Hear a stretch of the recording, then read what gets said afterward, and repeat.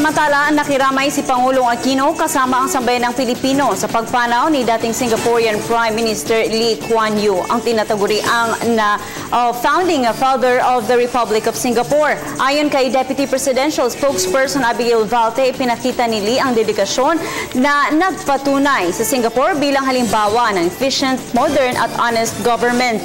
Samantala, sinabi ni Presidential Communications Secretary Sunny Coloma, malaki ang naging ambag ni Lee sa pagpapalakas ng Singapore at pakikipag-ugnayan nito sa iba pang mga bansa. Matatandaang isa siya sa mga nagtatag ng city-state ng Singapore noong 1965 nang magdeklara ito ng kasarinlan mula sa Malaysia.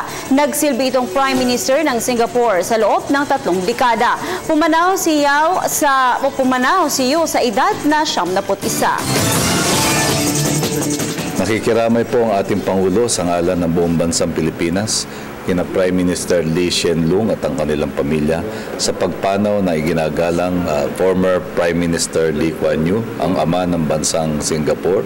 Siya po ay kinikilala sa kanyang pagiging mahusay na tagapagtatag ng Singapore, na siya ngayon ay nagtatamasa ng isa sa pinakamataas na quality of life at per capita gross domestic product sa buong mundo. Nagdulot po ng ibayong kasaganahan at kaunlaran ang mga mabubuting patakaran na inilunsad ni Prime Minister Lee Kuan Yew. Kaya ito po ay isang magandang halimbawa para sa lahat ng mga bansang minimiti ang isang magandang kinabukasan.